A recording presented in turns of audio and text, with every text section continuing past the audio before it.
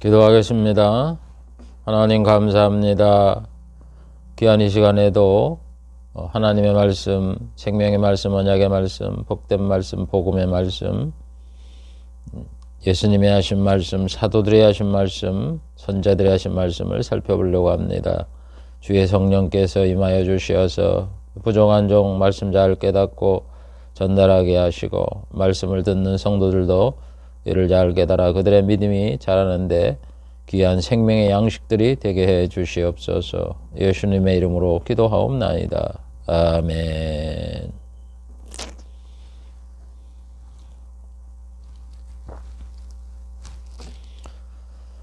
이 시간에는 원래 이단에 대해서 살펴보고 있는데,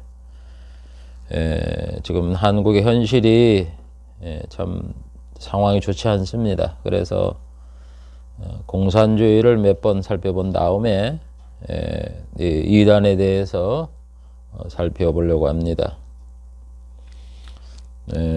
지금 한국의 현실이 이 공산주의가 아주 그 목적을 이루기 직전에 와 있습니다. 그런데 이 교회 내 성도들과 또 목사님들과 또 이 세상의 뭐 정치인 뭐 이런 사람들이 너무나 공산주의 사상을 몰라요.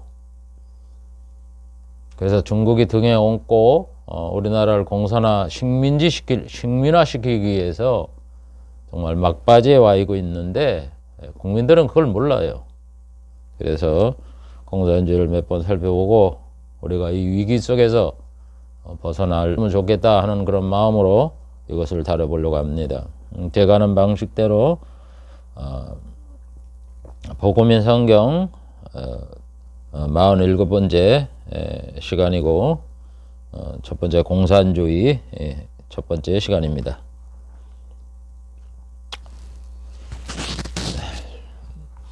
여러분이 공산주의라는 것은 말이죠,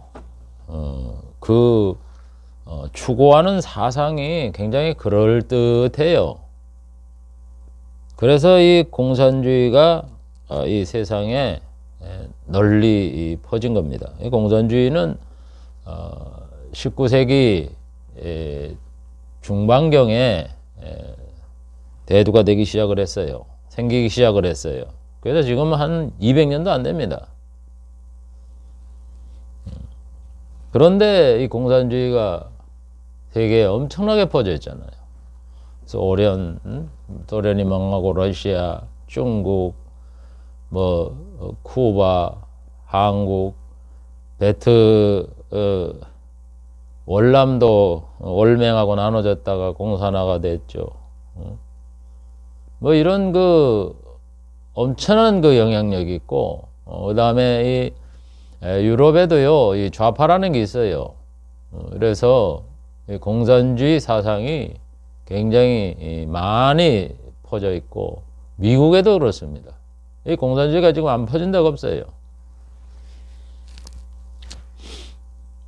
그래서 이 공산주의를 하나의 좋은 인류가 발전해야 될 그런 사상으로 아는데 천만의 말씀입니다. 이 공산주의들이 추구하는 가치가 뭐냐? 능력에 따라 일하고 필요에 따라 나눠준다. 아주 그럴듯합니다. 능력에 따라 일하고, 자기의 능력껏 그냥 일을 하고, 그 다음에 필요에 따라 나눠. 내가 많이 필요하다 그러면 능력은 내가 조금밖에 안 돼. 몸이 약해서. 그러나 몸이 아프니까 너 다른 사람보다도 돈이 많이 들고 필요하잖아요. 많이 나눠주는 그런 세상. 아주 그럴듯하죠. 그런 미끼를 가지고 공산주의를 세계에 퍼뜨렸던 겁니다. 그래서 한국에도 엄청나게 공산주의가 이 사상에 이게 들어와서 이 50대, 아주 50대가 정점입니다. 우리나라에. 그래서 공산주의 사상의 원류가 과연 어떤 뜻을 갖고 있는가? 왜 사람들은 이거를 그 하나의 사회의 개혁의 목표로 삼고 있는가 하는 것을 한번 허와 시를 살펴보려고 합니다. 그럼 공산주의 사상적인 원류, 공산주의 사상적인 원류,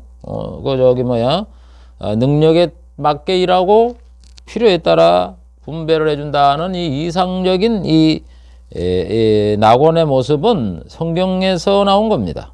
성경에서. 사도행전 2장에 보면은 그게 나와요. 믿는 자들이 다 함께 있어 모든 물건을 서로 통용하고 재산과 소유를 팔아 각 사람의 필요에 따라 나눠주고. 참 좋은 거죠. 응? 물건이 이래 있으면은 공용으로 쓸 수 있는 거는 공용으로 같이 썼다는 거예요. 재산과 소유를 팔아서 각 사람들에게 나눠줬다는 거예요. 이렇게 좋은 세상이 어디 있습니까? 지상 낙원이죠. 그래서 이거를 모토로 삼아갖고 공산주의를 이렇게 세계에 퍼뜨리기 시작을 했던 겁니다. 그런데 이 공산주의가 이 공산주의 사상을 퍼뜨리게 되는 그 배경을 보면은 이게 유럽 사람이거든요. 공산주의를 누가 만들었느냐? 유럽 사람이 만들었어요. 유럽에서. 그럼 유럽은 누구예요? 전통적으로 기독교를 믿던 그런 사람들 안에 로마 이후의 국가들이니까, 로마에서 생겨난 국가들이니까. 그러다가 이 사람들이 점점 인본주의에 눈이 떠여갖고 신앙이 타락돼 갔단 말이에요. 유럽에서. 그래서 타락돼 가면서 하나님을 믿는 이런 신앙들도 없어졌고, 그 다음에는 가장 핵심적인 게 뭐냐? 자본주의가 생겼습니다. 이 산업혁명, 1800년도 초에 그 영국을 기점으로 해서 이 산업혁명이 일어나잖아요. 산업혁명이 일어나면서 자본주의가 생겼단 말입니다. 자유주의 경제가 실행이 됐단 말입니다. 전 세계적으로. 그래서 돈 많은 사람들은 돈을 더 버는, 그 다음에 그 공장을 일으키고 이 자본가들이 이 값싼 노동력을 이용해서 물품을 생산하고 이러니까 이 사회적으로 말이죠. 이 자본주의가 너무나 이 한쪽으로만 이래 치우쳐서 돈 많은 사람들은 엄청나게 돈을 벌고 가난한 노동자는 계속 그 가난한 삶을 벗어나지 못하는 아주 극단적인 이런 사회가 유럽에 전개가 됐던 거예요. 그러니까 정상적인 이런 사람이 볼 때 이건 아니다 이런 얘기죠. 사회가. 차라리 자본주의 안 했을 때는 그냥 농사 짓고 이렇게 살았는데 점점 뭐 농경지 흡수를 하고 돈 많은 사람이 사고 또 돈 없는 사람이 팔아먹고 이러니까 농경지도 다 잃어버리니까 겨우 공장에 가서 일해야 되는데, 이건 뭐 공장에 임금은 요만큼 주고 혹사를 시키고 어린아이고 뭐고 이렇게 하니까 사회가 굉장히 그 유럽이 그 자본주의의 폐해로 인해서 굉장히 이렇게 삶이 곰핍하고 공공해졌다 이런 얘기입니다. 그러니까 그 사람들이 성경을 보면서 보니까 이런 모든 사람이 함께 물건을 통용하고 재산과 소유를 팔아서 필요에 따라 나눠주는 이런 세상을 만들자, 이렇게 하면서 공산주의를 이제 처음에 만들기 시작을 했던 겁니다. 그래서 공산주의는 처음에는 공상적 사회주의 이렇게 얘기를 해요. 이상적 사회주의. 공상. 생각을 해보세요. 우리가 이 세상에 살면서 누가 자기가 열심히 일을 해서 자기 먹고 살고 늙고 자기 자식들 살피고 이렇게 하려고 돈 벌지, 누가 무슨 재산 있는 걸 나눠주고 이렇게 하려고 사는 사람이 어디 있습니까? 말이 안 되는 소리. 그래서 그게 공상적이다 이런 얘기예요. 세상에는 이루어질 수 없는 거다 이런 얘기입니다. 그렇게 시작을 했는데 한참 있다 그 공산주의, 공상적 사회주의의 그거를 이어받은 이 칼 마르크스라는 이 사람이 이 과학적 공산주의다 그래가지고 그거를 좀 수정을 해서 실제 생활에서 이거를 적용할 수 있는 그런 사상을 발전시켜서 그 후대의 소련이나 중국이나 모든 세계의 공산주의의 이 사상을 세상에 접목시키려고 공산주의 혁명을 일으켰던 사람들은 다 마르크스의 후계자들입니다. 공산주의 후계자들이에요. 그래서 여러분 공산주의가 생기게 된 거는 이 자본주의의 이 아주 불건전한 이 폐해 때문에 생겨났던 겁니다. 그래서 사람 내 삶이 공공하니까 능력에 따라 일하고 필요에 따라 분별해 준다는 이것이 맥힌 거예요. 그래서 여러분 공산주의가 한 마르크스가 한 1860년대 한 70년대 이랬는데 그 사상을 이렇게 책을 써서 이렇게 알렸는데 여러분 그거 20년 30년 돼가고 유럽에 다 퍼집니다. 우리나라도 퍼지고 전 세계 다 퍼졌어요. 너무나 좋으니까. 다 똑같이 어려운 삶 속에서 필요에 따라 나눠준다니까 얼마나 좋아. 그런 세상 만들어보자. 그런 나라 만들어보자. 다 같이 동참하자. 이래갖고 순식간에 그냥 이 경산주의가 전 세계에 퍼지게 되는 거예요.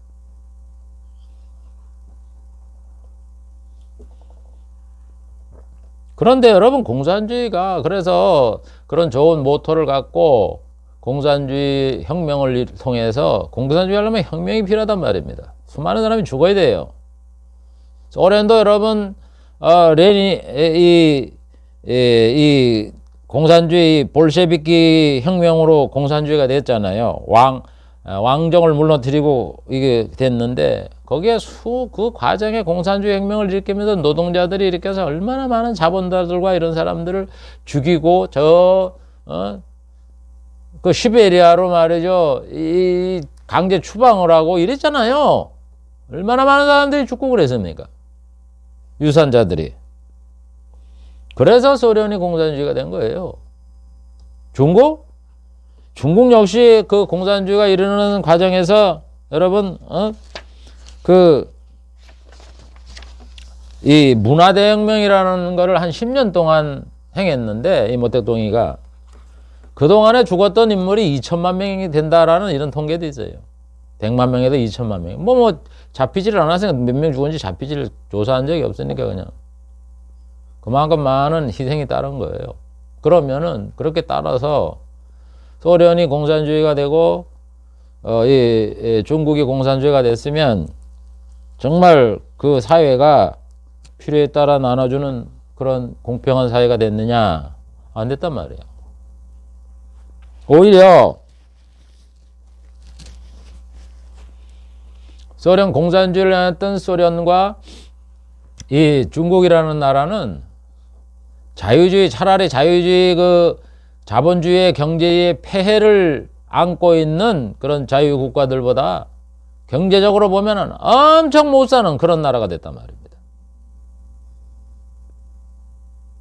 걔들은 그냥 군수물자만 생산을 하고 그랬지 생필품을 생산을 경공업을 무시를 하니까 국민의 삶이 점점 찌들어만 가는 거죠. 그러다 결국 소련이 망하잖아요. 소련이 뭐 때문에 망했습니까?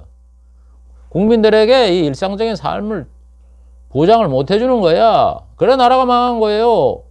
중국 경제 세계 경제가 세계 미국을 따라먹고 매일 먼저 된다. 그건 중국이 공산주의 이 사상을 가지고 전 세계를 장악한다는 걸 모를 때 얘기죠. 여러분 그게 세계가 알게 된 게 바로 이 오한폐렴 발생했던 몇 년 전 아니에요. 그 서구 유럽들이 보니까 얘들 안 되겠다 이거예요. 그래서 철수를 하고 지금 중국이 망하기 직전이잖아요. 공산주의가 어느 나라가 해서 국민들을 잘 살게 하는 게 어디 있습니까? 북한? 맨날 말로 들어보면 김정일이가 김일성이가 국민들에게 내가 쌀밥에다가 고깃국을 주겠다 그랬는데 그거 하나도 못했다고 그 아들이 누가 사과를 했던가 국민한테 안 됐던가 김정은 했던가 그랬다 그러잖아요. 그래 북한이 그렇게 잘 살아요? 여러분이 공산주의 사상에서 이 원리를 담고 있는 필요에 따라 나눠주는 이런 지상낙원은 도저히 이룰 수가 없는 겁니다. 성공이 안 돼요. 그래서 역사가 그거를 증명하잖아요. 월남이 공산화가 됐다 그래가지고 그 나라가 잘 삽니까? 자, 자본주의 경제를 받아들이고 쿠바가 그렇게 잘 살아요? 이 세상에 공산주의 갖고 잘 사는 나라가 없습니다. 공산주의 성공할 수가 없는 거예요. 스페인도 여러분 공산화가 70년대 이부터 정권이 공산주의와 자유주의 싸움이 일어나 결국 전쟁이 일어났습니다. 이게 스페인 내전이에요. 그래서 수십 년 동안 공산주의, 자유주의 싸우다가, 이제 겨우 이제, 39년에 한 70년 정도 싸웠네. 그래갖고 겨우, 공산주의를 면하고. 이렇게 참 세계적으로 보면 공산주의가 엄청 영향을 주어서 이 공산주의에서 벗어나는데 수많은 희생이 따랐던 게 이 세계 역사예요. 우리나라도 같아요. 벌써 1900년도부터 이 공산주의 그 영향이 똑같이 이 한국에도 퍼져갖고 말이죠. 벌써 일제시대에 벌써 공산주의들이 득실득실 하잖아요. 여러분, 김자진 장관이 얼마나 일본들을 무찌르고 영웅으로 취급을 받습니까? 그 사람이 누구한테 죽었는지 아세요? 이 박성실이라는 이 사람한테 죽었다고. 공산주의야, 공산주의자.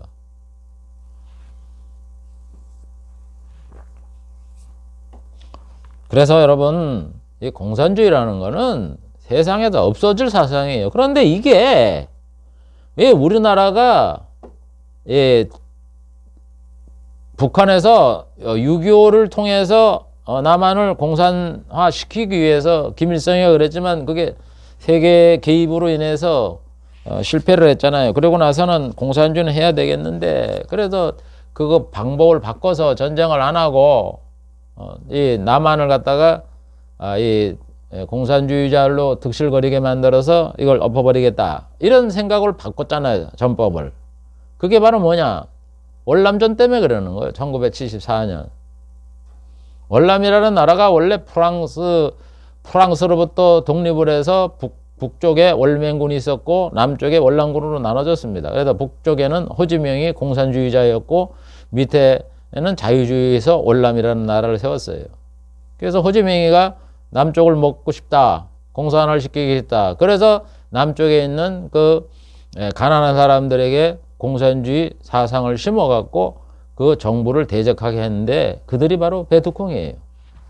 그래서 수십 년 동안 그 활동을 하고 그러다가 결국 월남이 공산화가 돼서 성공을 했어요. 1974년인가 75년인가 그때.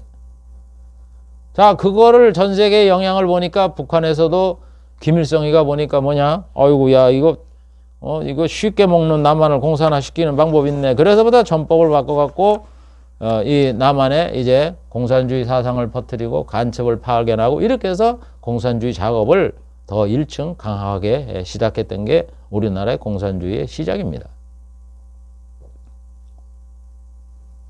그래서 80년도부터 주사파라는 것이 이 세상에 드러나게 됐고, 거기에 수많은 젊은이들이 대학생들이 공산화에 거기에 물들기 시작을 했던 겁니다.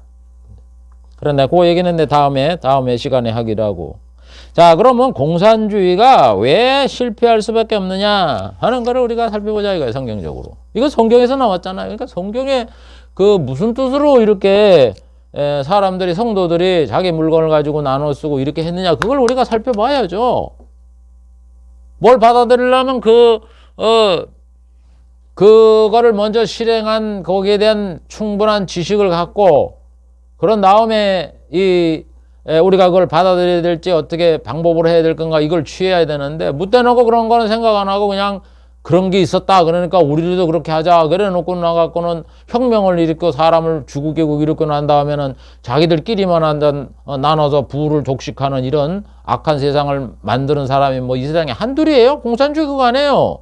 결국 모든 국민들이 잘 사는 이런 사람이 되겠다고 몇 사람 정권 잡은 자들만 독식을 하는 그런 아주 세상에 없어져야 할 그런 정치를 행하고 있는 게 공산주의인데, 거기에 그렇게 미혹을 당하고 농락을 당하고 우리가 넘어가야 되냐고.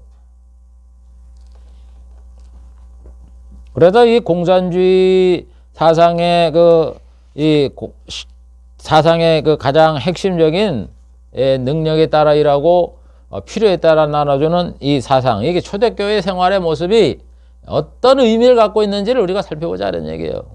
이 초대교회. 여러분, 일어났던 이 사도행전 2장과 이 사도행전의 그 의미를 우리가 잘 알고, 이게 초대교회 이렇게 해서 이 사람들이 이렇게 생활을 했구나 하는 걸 우리가 알아야 돼. 여러분, 초대교회 똑같이 뭐 교회가 똑같이 교회라 그래갖고 그때 예수님 당시에 그 초대교회와 이렇게 나누어주는 초대교회와 지금 뭐 교회들이 이렇게 나눠줍니까?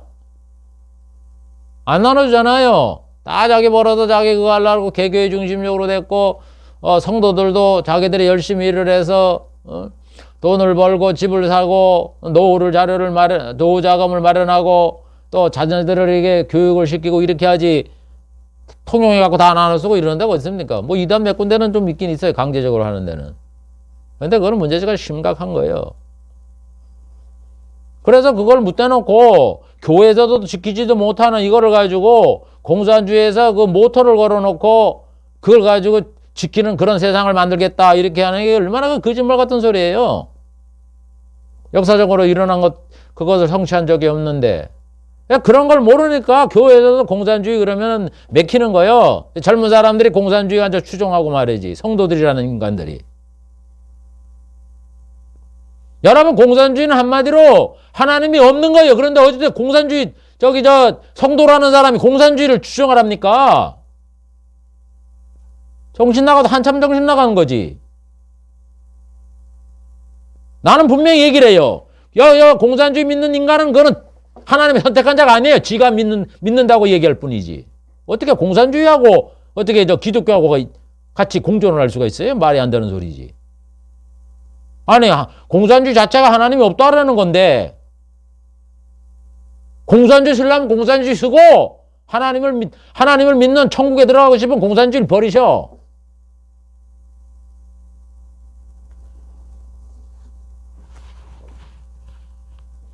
아무 데나 갖다 성경의 말씀을 갖다 끌어갖고 거기다가 모토로 삼고 그렇게 하는, 얼마나 지금 세상에 악해갖고 성경 구절 갖다 끌어대놓고서 엉뚱한 짓 하는 교회들과 목사들과 세상 사람들 얼마나 많은데. 그럼 한번 이 초대교회 생활을 모습한 사도행전이 뭔지, 사도행전의 그 삶의 그 사람들은 어떻게 해서 그런 삶을 살게 됐는지 그거를 한번 성경적으로 살펴보려고 합니다. 여러분, 사도행전이라는 거는 누가라는 의원이 지은 거예요. 그 사람의 직업이 의원이에요. 성도인데, 이 사람은 헬라 사람이야.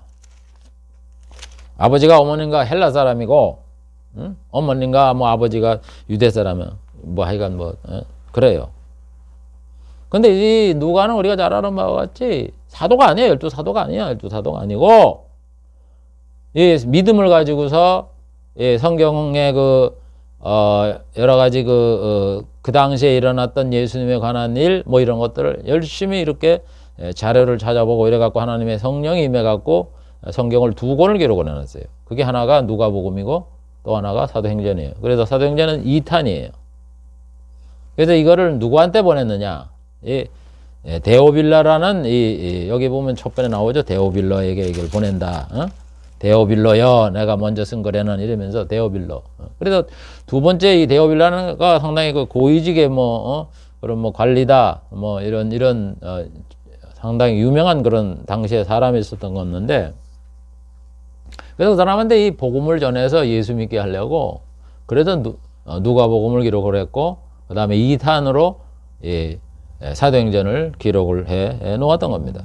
그래서 1절에 자기가 말하잖아요. 데오빌러요. 내가 먼저 쓴 거래는. 먼저 쓴 게 누가복음을 말하는 거예요. 예수님이 행하시며, 예수님이 이 세상에서 활동하시고 가르치시기 시작하는 것부터 그 다음에 승천할 때까지 일을 기록해 놓은 게 누가복음이다. 이렇게 말을 해요.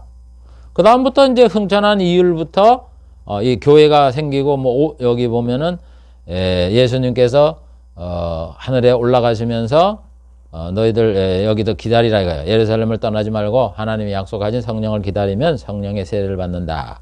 그렇게 말씀을 해서 이들이 그 마가의 다락방에 모여서 성령이 임하기를 바랬다는 거예요. 그리고 예수님은 감람산에 올라갔고, 그래서 이제 열심히 기도하다 보니까 한 10일 지나서 성령이 진짜 2장에 나오죠. 오순절의 임함에 성령이 아주 바람과 같은 소리가 있고 불의 혀같이 갈라는 것이 보이면서 성령의 충만함을 입었다. 그러면서 방언을 하기를 시작을 했다.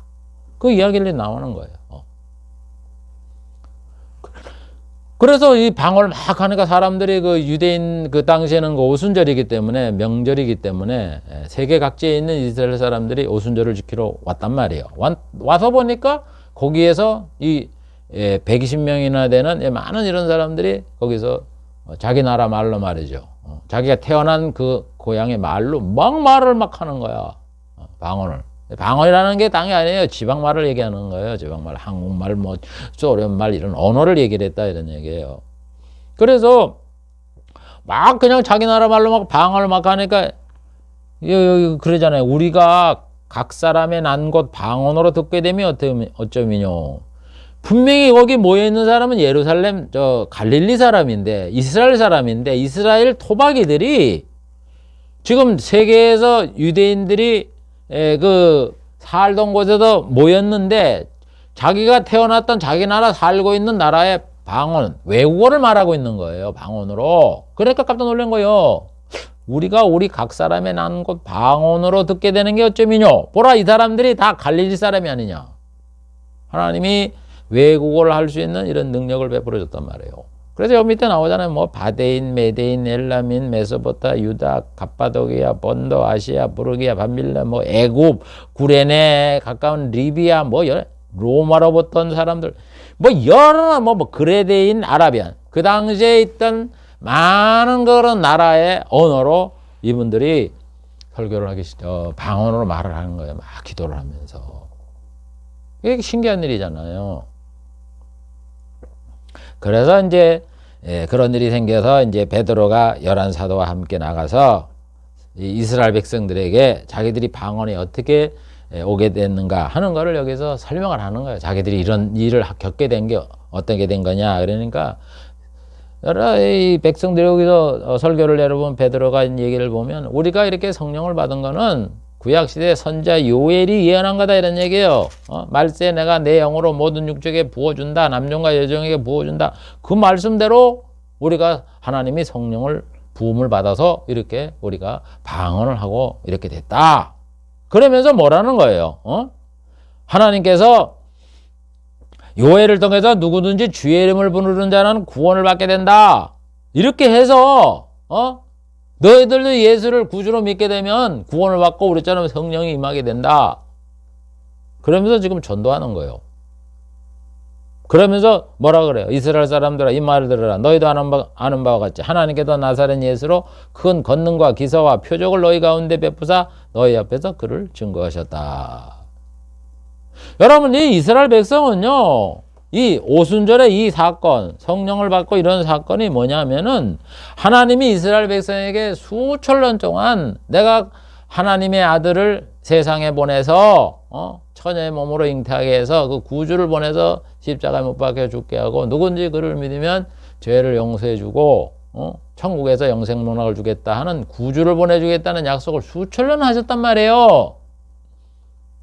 이스라엘 백성에게 처음에는 인류 조상된 아담에게 얘기를 했고 그 다음에 이 사람들이 죄가 많으니까 그 다음에는 증시조되는 노아에게 말을 했고 그 다음엔 하나님이 아브라함을 이스라엘 유대족의 조상으로 삼아갖고 이 아브라함에게 그 예수님을 보내주겠다라고 이스라엘 백성에게 구주를 보내주겠다고 약속한 게 하나님의 약속이에요. 그 아브라함이 주전이 2200년 전 사람 아닙니까? 그러니까 벌써 2200년 동안 이 구약시대 하나님이 여러 선지자들과 이스라엘 사람들에게 예수를 보내주겠다. 예수를 보내주겠다. 수없이 언약한 거라고. 그 언약대로 예수님이 오셨다 이런 얘기예요. 너희들이 십자가에 못 박혀 죽인 예수는 바로 하나님이 우리 조상에게 말씀한 구주다는 거예요. 그래서 우리가 성경에 보면은 예수님이 우리를 위하여 죽으시고 십자가에 달리시고 뭐 죄를 용서해 주고 한다는 그분, 우리의 왕이 되시고 나중에 부활하시고 승천한다는 그 약속한 그분이 바로 네 예수다 이런 얘기예요. 예수. 그러면서 그에게 하나님이 능력과 기사를 베풀어 주어서 많은 뭐 병자를 고치고 죽은 자를 살리고 이렇게 한다 그러더니 그 예수님을 그렇게 죽은 자 가운데서 이 세상에 있을 때 큰 그 뭐 죽은 자도 살리는 그런 능력을 행할 뿐만 아니라 말이죠. 죽는다 할지라도 다시 부활시킨다는 그 다윗의 약속대로 그를 부활시켜서 우리가 부활한 주님을 본 증인이다. 이렇게 지금 베드로는 11제자와 함께 서서 그거를 여기 말씀하는 거예요. 그래서 여기 성경에 나오잖아요. 여기 그가 하나님의 정하신 뜻과 미리 아신 대로 내어준 바 되었거늘 너희가 어떻게 법 없는 자들의 손을 빌어 예수님을 못 박여 죽게 했느냐. 예수님이 구주라고 너희들의 죄를 담당하고 죽을 뿐이라는 걸 하나님이 다 가르쳐주고 이스라엘 백성에게 구주를 보낸다. 이사야 53장 유명하잖아요. 그가 찔린 우리의 허물을 인하며 그가 상하면 우리의 죄악을 인함이라.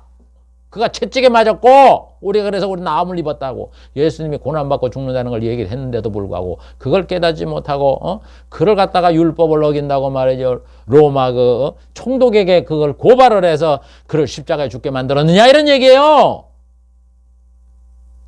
지금 이 누가는 이런 걸 기록을 하며 예수님이 구주다는 거예요.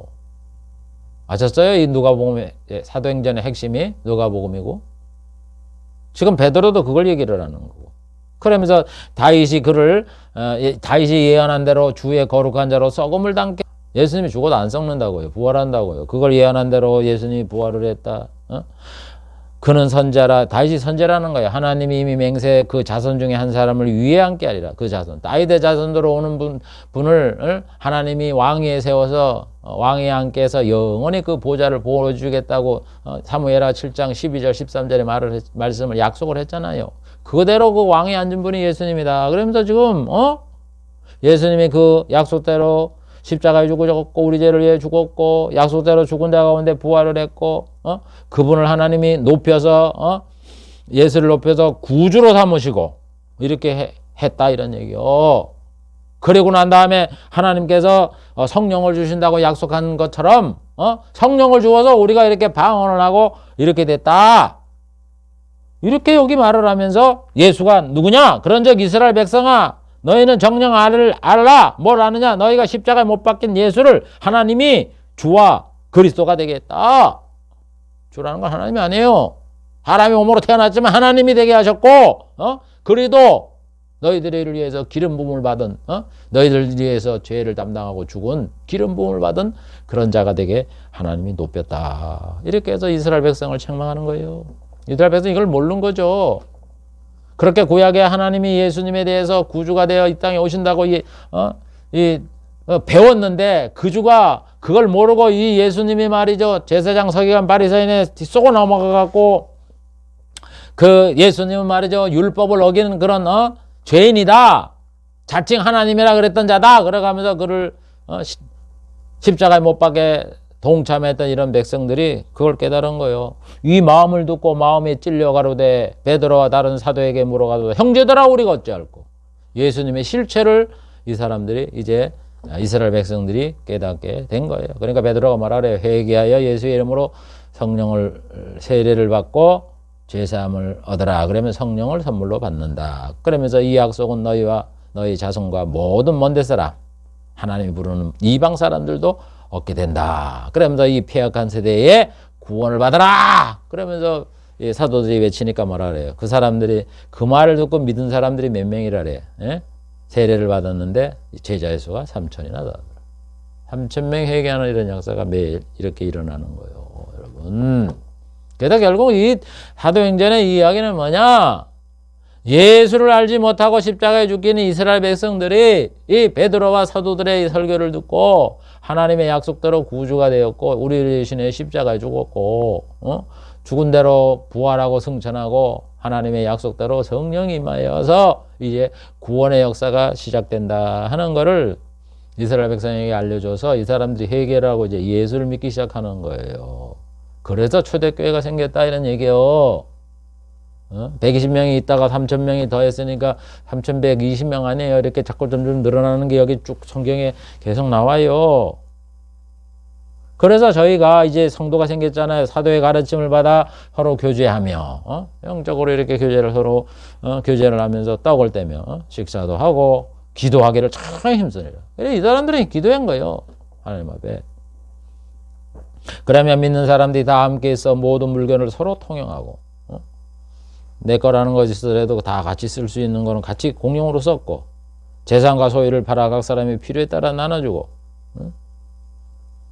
마음을 같이하여 성전에 모이기를 힘쓰고 순전한 마음과 기쁜 마음으로 음식을 먹고 하나님을 찬미했다.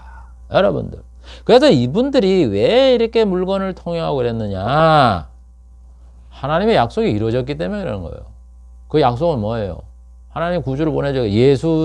예수를 통해서 천하 만민이 복을 얻겠다. 천국에서 영생복을 주겠다는 그 구원을 이루었단 말이에요. 예수님이 오셨잖아요.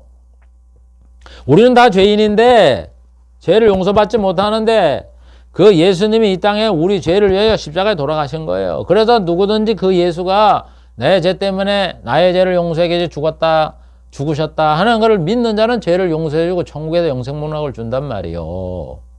그래서 예수님이 십자가에 빌라도에 의해서 죽으셨잖아요. 그걸 이제 만민 앞에 이거를 밝히 드러났기 때문에 이스라엘 사람들은 여기에 기쁨이 있어서 하나님이 수천 년 동안 우리를 구원한다고 약속하시더니 그거를 이제 때가 되면 그걸 이루었구나. 이제 우리는 천국 갈 수 있는 길이 열렸구나. 그 기쁨으로 인해서 그래서 이 사람들이 즐거우니까 자기 있는 물품들을 서로 간에 공용을 하게 하고 그 다음에 있는 재산도 팔아서 이렇게 이분들에게 나눠주는 이런, 그러면서 영적으로 하나님 앞에 기도하고 하나님을 찬미하는, 우리를 구원해 주신 하나님을 찬미하는 이런 삶을 초대교회 교인이 이런 거를 생활을 하게 됐다. 지금 그걸 기록하고 있는 게 성경이란 말이에요.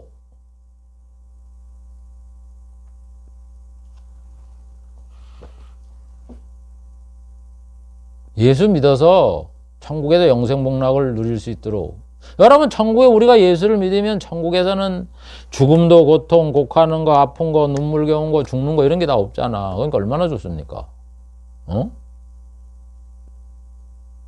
그런 기쁨이 있기 때문에, 그래서 내가 있는 거 가지고 나눠서도 천국 가면 이런 모든 것들이 다 이런 인간의 죄와는 이렇게 한정되어 있고 사람의 욕망은 크다는 이런 문제가 해결되는 것이 천국이기 때문에 이 사람들이 천국의 기쁨을 가지고 이렇게 나눠주고 싼 거예요.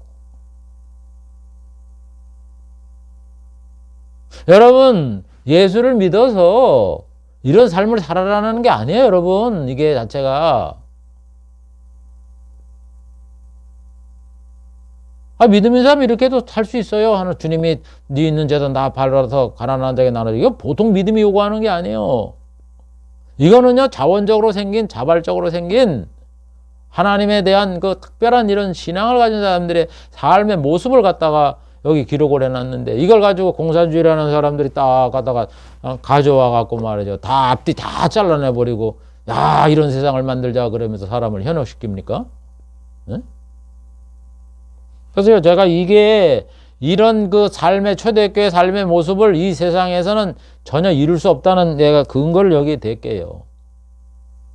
그래서 여러분, 이러한 그 나눠줌의 생활, 자기의 욕구를 절제를 하면서 이렇게 살아갔던 이유는 천국의 확신이 있기 때문에 이런 거예요. 천국의 확신.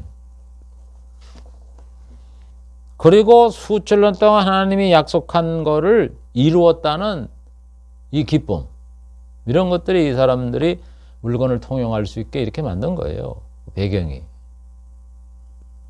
그리고 여러분들 이렇게 물건을 통용하고 이렇게 사람을 사랑할 수 있는 마음이 성령이 있기 때문에, 성령이라는 건 하나님의 영을 말하는 거예요. 우리 예수를 믿으면요,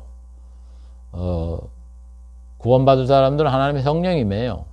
하나님의 영이 임해갖고 사람들에게 이 변화가 일어나요. 생각하고 마음 이런 것들이 막 바꿔져요. 성령이 임하면. 그래서 여기 보면은 베드로가 그랬잖아. 너희가 회개하여 각각 예수 그리스도의 이름으로 세례를 받고 제사함을 받으라. 그러면 성령을 선물로 받는다. 그래서 여러분들, 예수 믿는 사람들은 성령이 임한 사람이에요. 성령이 아닌 사람은 교회 나오더라도 구원을 못 받아요. 그래서 그 성령을 받은지 어떻게 하느냐? 예수님이 구주인 걸 믿어줘요. 예수님이 나를 위해 십자가에 도우셨고 하나님이 계시고 이런 거 다 믿어요. 성경 말씀 그대로 믿어지고 뭐 예수님 물 위에 걸어갔다 그러면 그걸 믿지 그걸 뭐 말도 안 되는 소리 무슨 밥 한 개가 자욱하니까 거기에 뭐 아질아질하니까는 뭐 예수님이 걸어간 것처럼 생각한다 그런 헛소리 안 해요. 그게 성령이 믿기 때문에 그러는 거예요. 그래서 성령이 임하게 되면은요, 사람에게 어떤 변화가 일어나냐면요, 자기 중심에서 이타적으로 다른 사람을 돌아볼 수 있게 되고, 이 세상뿐만 아니라 천국도 있다는 이 마음의 시야가 넓어져요. 우리 보통 사람들은 예수 안 믿으면 세상에만 생각하지. 죽으면 고마해요. 이 세상에 있을 때 잘 먹고 잘 입고 내 혼자 잘 살아야 되겠다. 이런 생각으로 가득하잖아요. 그죠? 그게 바로 성령이 안 계시면 그래요. 이 세상밖에 안 봐. 사람이 죽어서 지옥을 가고 천국에 가고 부활하고 이런 거 전혀 안 믿잖아. 편협된 그런 세계관으로 갖고 있는 게 아직까지 거듭나지 않기 때문에 그래요. 그 다음에 생각하는 게 이 물질적이고 의식주 뭐 이런 것만 그냥 거기에 집착을 하고 돈 벌고 그냥 수단방방으로 돈 벌고 이런 것만 생각하지 무슨 사랑하고 베풀고 뭐 이런 그런 게 없어요. 영 중심이 아니라 물질 중심이에요. 물질 중심. 그래서 여러분 성령이 임하면요 자기 욕심에 찌들고 세상 의식주에 빠져 거기만 최고로 여기고 돈, 명예 이런 것만 집착하는 이런 게 변화가 돼요. 성령이 임하면. 누구나 예수 제대로 믿는 사람들은 그런 변화가 일어난다고. 저도 그전에 예수 믿기 전에는 얼마나 고생을 했기 때문에 돈 벌어야 되겠다 이런 걸 가득하고 그냥 거기에 찌들었는데 성령이 임하니까 그게 아니더라고. 여러분 성령이 임하면요 내세가 믿어져서 하나님을 예수를 믿어도 천국 가는 게 얼마나 큰 복이라는 거를요 아주 얼마나 절실하게 깨닫는지 아세요? 이 세상에 잘 살면 뭐예요? 저도 예수 믿기 전에는 참 진짜 정말 학교도 못 다니고 중학교 다 3년 다니고 난 다음에 3, 4개월 못 냈다고 중퇴까지 당하고 그러니 얼마나 그 학창시절에 저는 공부를 좀 했어요. 지방에서. 그런데 그걸 못했으니 얼마나 한이 박혔겠어요.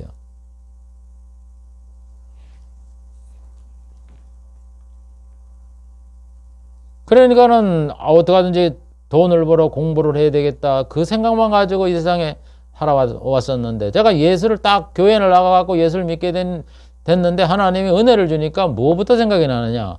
뭐야 나는 이 세상에서 공부 못하고 가난하게 살고 뭐 이렇게 하는 것들이 굉장히 그 생에 있어서 가장 중요한 절인 줄 알았는데 가만히 뭐 세상에 잘 살면 뭐야? 예수 안 믿으면 지옥 가잖아. 그러면 세상의 고통은 뭐 6, 70, 7, 80년 뭐 밖에 더 돼?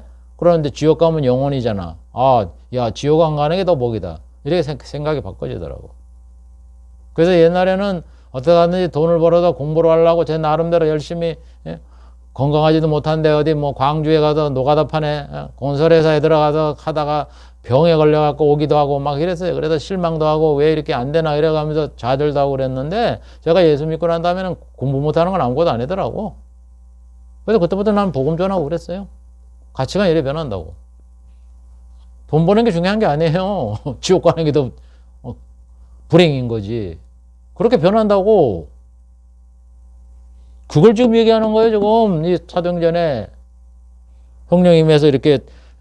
그러니까 자기 거 아까운 것도 몰라. 자기 없어. 이 사람들이 뭐 넉넉해서, 어떤 분은 넉넉해도 팔았겠지. 그러나 다 넉넉한 사람이 그렇게 한 게 아니에요, 여러분. 변해요, 변해. 거듭났다고. 그래, 거듭난 사람이 천국에 들어간다는 거예요. 맨날 교회 나와서 자기 것만 찾고 있는 사람들은요, 가라지, 죄방스럽지만은. 그래서 여기는 거듭난 사람들이 이렇게 삶을 살았다 하는 거. 그래서 결정적인 게 뭐예요? 성령이 임한 거예요. 성령이 임한 거. 이 사람들 다 성도라고, 성도. 천국을 믿는. 그러니까 그런 사람들이 통용을 하고 자기 소유를 팔아다 주고 이랬다는 거야. 신앙생활 해가면서 기뻐하고 찬미하고 하나님 앞에 기도하고. 그런데 이런 걸 다 빼버리고 공산주의를 한번 돌아가 봅시다. 공산주의에서는 공산주의가 이런 세상을 만들겠다 그랬는데 그게 돼요? 되겠어요? 어?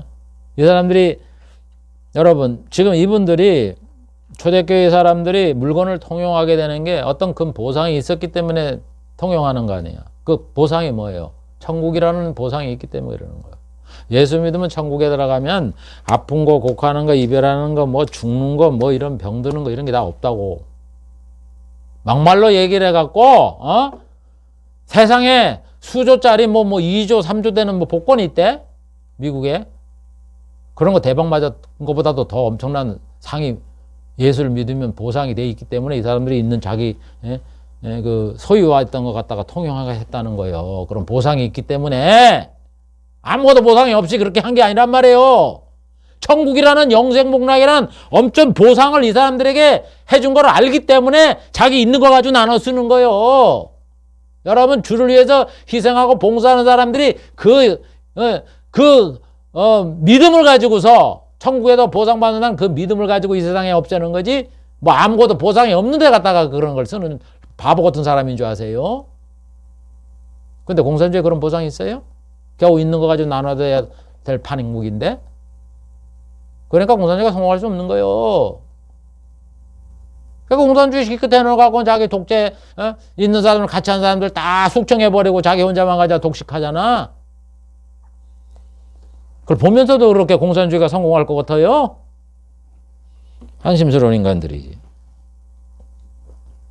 그래서 이 천국에 대한 놀라운 이 보상이 공산주의 사회는 없어. 이 세상에는 없어. 이게 예수 믿고 천국 가라고 지금 하나님이 이걸 우리들에게 삶의 모습을 갖다가 보여준 건데 그게 되는 겁니까? 그 공산주의 해갖고.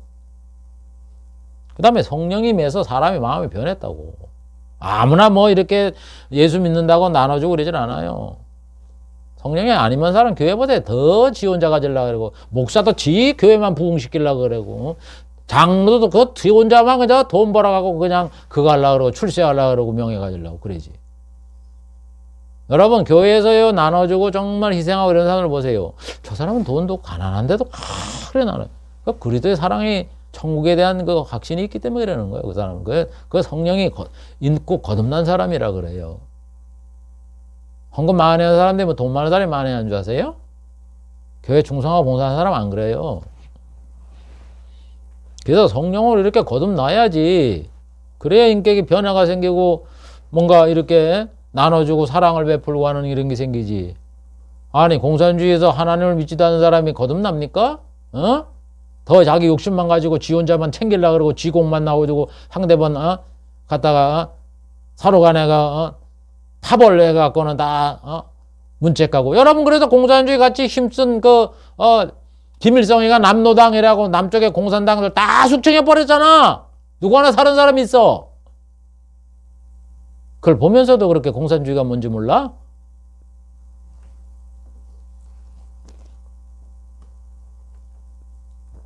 이 사람들은 성도란 말이야. 성도의 삶. 공산주의가 성도예요? 하나님 없다 그러고 예수 믿는 사람들을 다 죽이는데? 근데 거기가 그렇게 사회가 잘 살고 그런 시대가 되겠어? 하나님이 살아계시는데? 공산주의 자체는요, 성공할 수가 없어요. 잠시 몇십 년, 몇백 년 갈지는 모르지만. 소련이 무너졌잖아. 러시아로 가잖아. 러시아도 지금 계속 공산당을 가자고, 나라는 공산당주의 아니라고 뭐 어쩌고저쩌고 그래도만, 공산당이 푸틴이 공산당이지 뭐야. 중국도 봐보세요. 파멸 직전했지. 북한도 그러지. 북한이 오죽했으면 먹고 살라고 핵무기 개발을 할라. 그 사람들이 생존을 위해서 그러는 거, 생존을 위해서. 그게 큰 거예요. 물론 남한도 적화한다는 그 큰 것도 있지만. 그래서 이 공산주의라는 거는 천국의 보상 체계도 없고, 또 성령 임해서 사람들이 선한 마음으로 있어야 뭐 좀 나눠갖고 야 우리 좀 양보 좀 하자 그러지. 전부 다 그냥 자기 욕심으로 가득한 사람이 무슨 양보를 해. 상대방을 죽이면 죽이고 없앴지. 자기 있는 걸 갖다가 양보를 해? 어디 공산주의가 양보를 합니까? 근데 이거는요, 이 사도행전에 있는 이 나눠줌의 이런 세상을, 이 삶을 이 세상에다 적용시킬 수가 없는 거야. 불가능한 거야, 아체부터. 그래서 지금 공산주의 지금, 105, 60년 이렇게 진행하면서 공산주의 그 역사가 그걸 우리에게 보여주잖아요. 성공을 못하는 거. 그러니까 지금 사도행전의 이 말씀은 누가는 예수 믿어서 천국에 있다. 예수님이 구주다. 하나님이 이스라엘 백성에게 약속한 구주. 아브라함이 그랬잖아요. 너희 시련에 천하 만민이 복을 얻으리라. 너희지. 아브라함의 후손으로 오시는 분을 통해서 천하 만민 모든 사람들이 그를 믿으면 영생복락, 영생복락을 준다 이런 얘기예요. 천국을 들어가게 하는 이런 복을 주겠다. 그 약속대로 2200년이 지나서 예수님을 동정녀 마리아에게 태어나게 해서 그 예수님이 계시면서 뭐라 그래요? 내가 죽는다 하자. 하나님의 미랄에도 죽는다 그러잖아요. 십자가 못 박혀 죽는다 그러잖아요. 제사장 서기관 바리새인들이 죽는다고 얘기하잖아요. 죽은 다음에 내가 다시 부활한다고 얘기를 하잖아요. 그래서 내가 죽는 거는 너희들의 죄를 용서하기 위해서 죽는다라고 새 언약을 맺으면서 유월절을 지키면서 자기가 희생의 피가 되고 죽는다고 하나님이 언약한 그 언약대로 내가 죽는다고 이렇게 얘기를 했으면서 죽으시고 죽은 다음에 부활하고 또 하늘에 올라가시면서 내가 성령을 보내주겠다. 때가 되면 오겠다.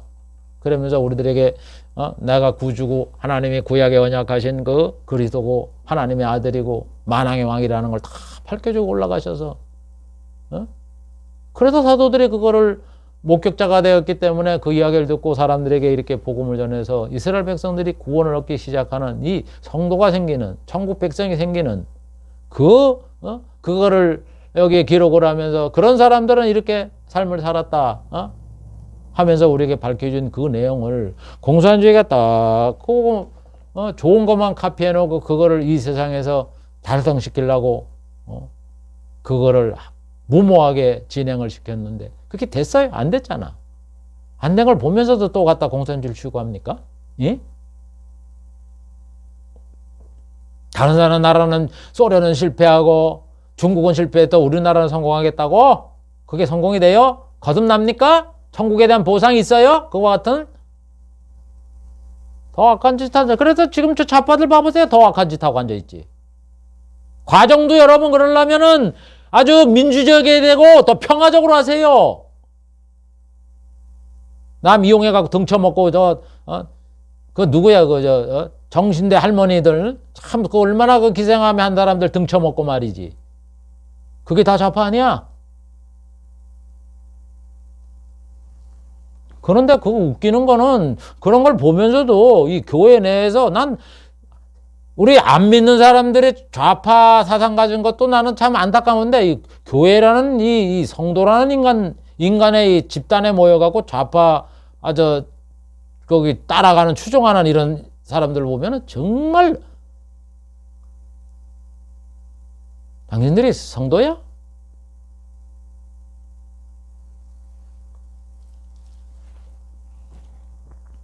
여러분 그래서 이 공산주의의 좋은 그 모토 필요에 따라서 일을 하고 나눠주고 능력에 따라 일하는 이런 모토는요 이거는 신앙세계에서 일어날 수 있는 그 신앙세계에서도 이런 거를 지금 눈 씻고 닦아볼 수가 없잖아요.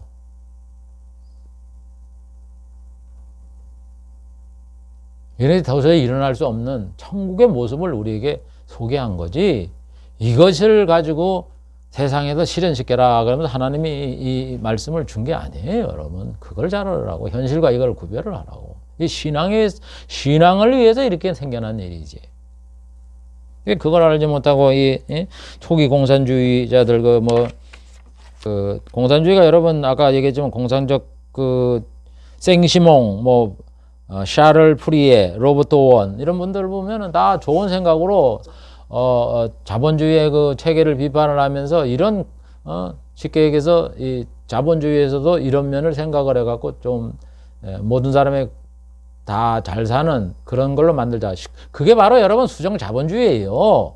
경제적으로 얘기를 하면은 자본주의의 모순을 바꾸잖아요. 케인즈에 의해서 그게 수정 자본주의예요. 그게 그래서 자유주의를 가진 사람들이 이 자본주의의 모순, 이 자유주의를 하면서 생긴 이 모순들을 개선해 나아가면서 이 국민들을 삶을 질을 높일 수 있는 이런 방법으로 찾아나가는 방법을 택해야지, 그걸 가지고 자본주의 모순이 생겼다고 그냥 혁명을 통해서 그걸 다 두드려 없애버리고 공산주의로 만들고 일당 독재로 만들고 이래 갖고는 사회가 국민들의 삶이 나아질 것 같아요?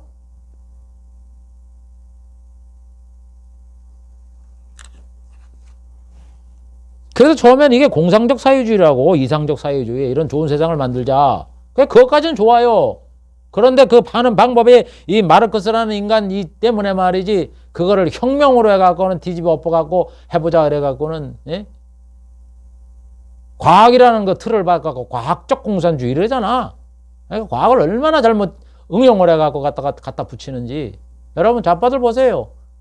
참 뭐 민주, 개혁, 이런 말 쓰지.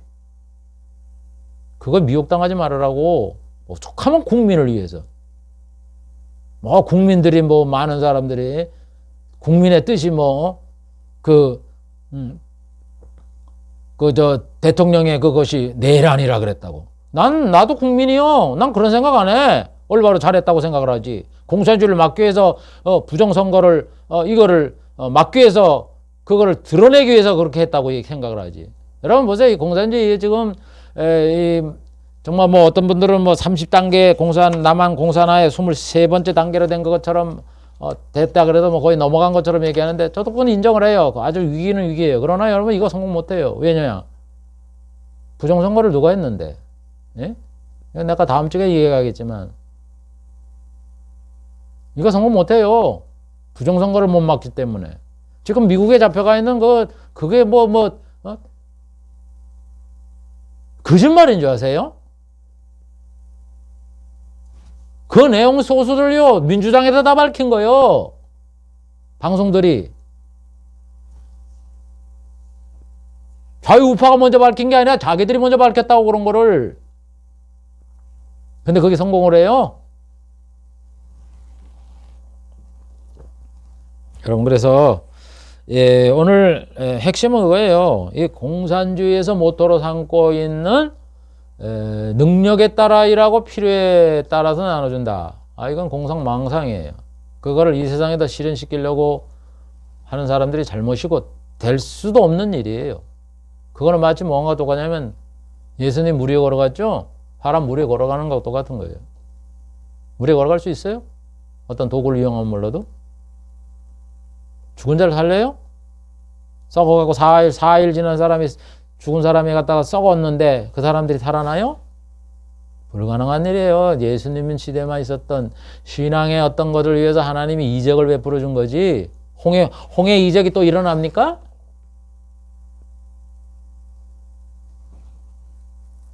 그것처럼 불가능한 일이에요. 이거는 세상에 일어날 수가 없는 일이에요. 천국이 있다는 걸 하나님이 우리들에게 확신을 심어주기 위한 증거로서 이런 삶, 이런 이적, 이런 것들을 베푼 거죠.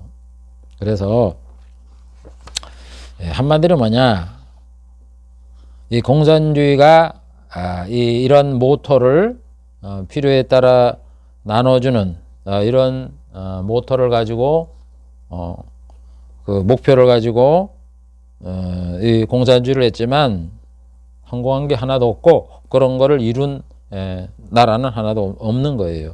이런 오히려 그 공산주의를 한다 그러고서 서로 간에 파벌이 서로 생겨갖고는 다 숙청을 당하고 몇 사람만 살아남은, 그 사람들만 부와 명예와 모든 권세를 독점하는 그런 시대를